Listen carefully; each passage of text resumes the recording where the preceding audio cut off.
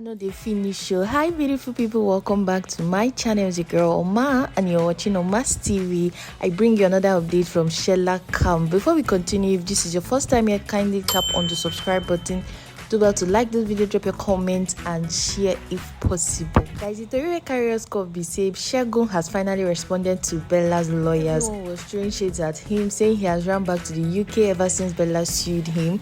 Not be true, the guy has been drawing his map and finally he has just be reading out this for you. Just relax, grab your popcorn and a glass of chilled coke, okay? So we are going to read this together and analyze in the comment section. We acknowledge the receipt of Bella's letter on the 24th of August.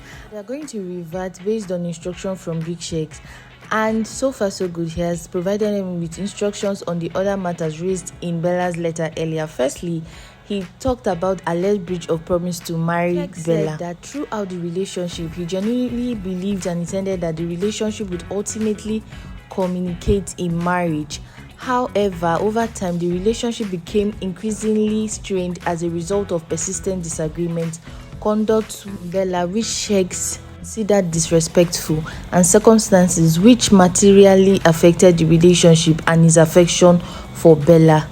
That the intervention of Bella's family members, including communications and voice messages from her elder sister Sandra Kabwe and her mother, Sheggz perceived that as threatening and unduly pressuring, contributed significantly to his decision not to proceed the relationship with Bella. Disagreeing that Sheggz's decision to break up with Bella was made without reasonable cause or was motivated by any improper intention. Breakup was as a result of their both decisions and interactions and all the circumstances surrounding the relationship. We moved over to talk about Sheggz's role as the principal provider in the relationship, not Bella. They said from the beginning of the relationship that Sheggz was the principal provider and carried the greater proportion of the financial responsibilities associated with the relationship and their shared lifestyle. So they are not suggesting that Bella didn't make any contribution in the relationship. Acknowledge that Bella earned her own income and made her own financial contributions in the relationship. He never considered Bella's personal earnings to be his own money.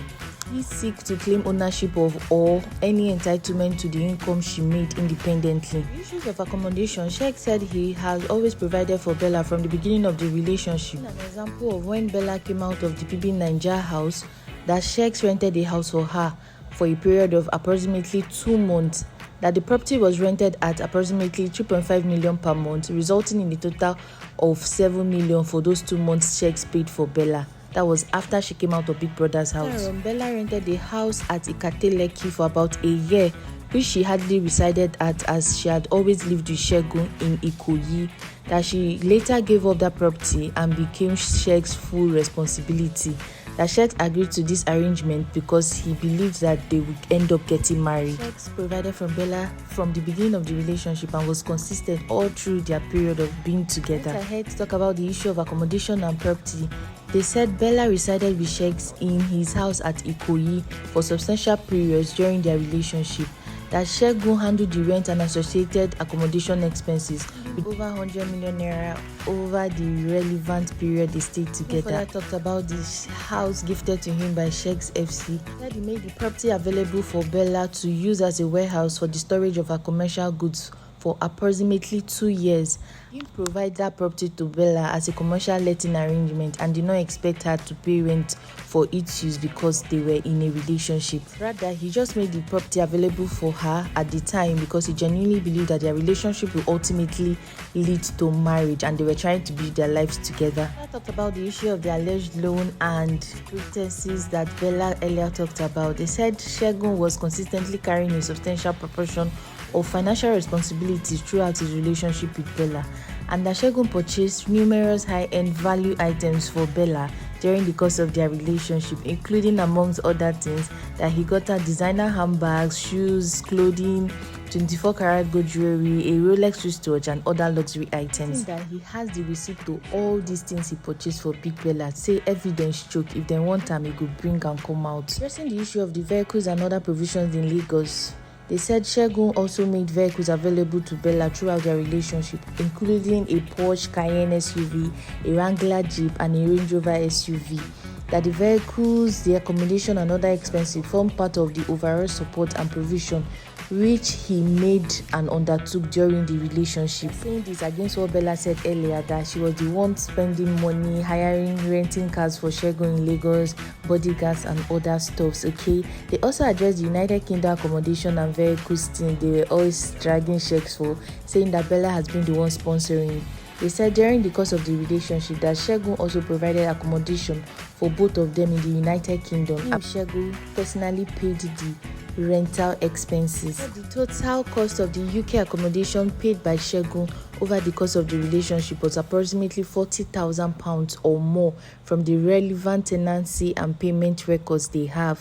They said Sheggz also provided Bella with the use of his vehicles in the UK, including a Mercedes-Benz CLA and a BMW 4 Series. God, that very good. All those expenses made by Sheggz shows the contribution Sheggz made throughout the relationship, and that they can confirm according to the bank records of Sheggz, which can be verified if we want, that in the UK alone, Sheggz spent over £220,000 on both their needs in the course of the 3.5 years they were together during their UK visit. Except for the overall financial contributions throughout their relationship, that Sheggz has reviewed his Nigerian and UK financial records and has identified substantial payments, transfers and other expenses made by him to Bella and in connection with their relationship. That the records include, amongst other things, multiple bank transfers to Bella, payment for joint flights and travel, household bills, food and general expenses, vehicles, luxury designer items, jewelry, the Rolex research he got for her, he made to their staff, and other payments that are too numerous to mention during the course of his relationship with Big Bella.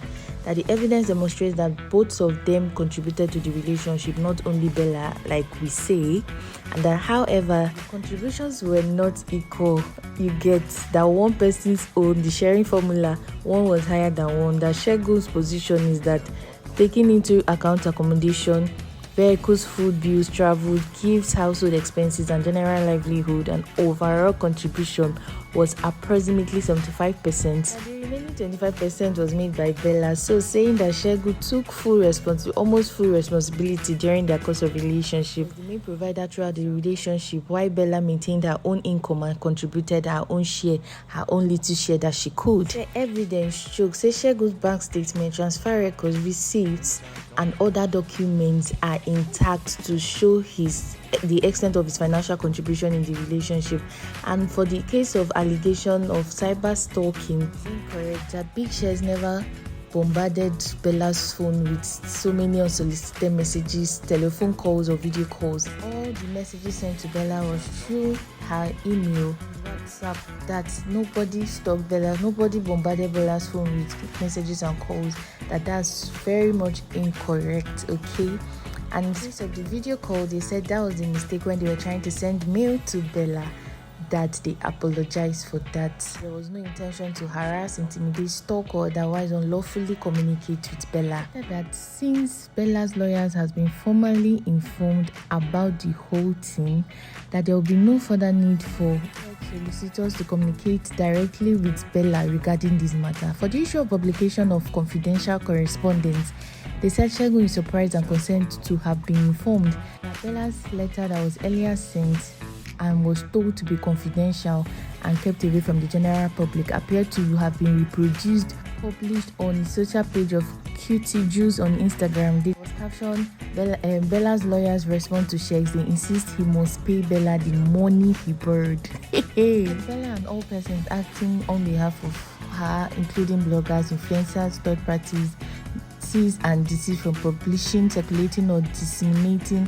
any further private or confidential correspondence relating to their dispute. All relevant copies, screenshots, recordings and other versions of the correspondence and publication be preserved pending resolution of this matter. Allowed to pay damages to Sheggz the sum of 500 million naira, and Kitiju to pay damages to Sheggz the sum of 100 million naira. Moving forward, if there's any republication or should further publication of similar nature be made by these people, that Sheggz reserves all his rights and remedies available to him by law. Henceforth, they don't want to see any publication regards Bella and Sheggz matter. All those leaked chats sent to Kitty Jews and stuff like that, they shouldn't see it on the internet anymore. if they find it that Sheggz is going to take up his legal right and take action. If you watched up to this point, your debut MVP, thank you for sticking around to the end of this video. Please do tap on the subscribe button if you haven't done that.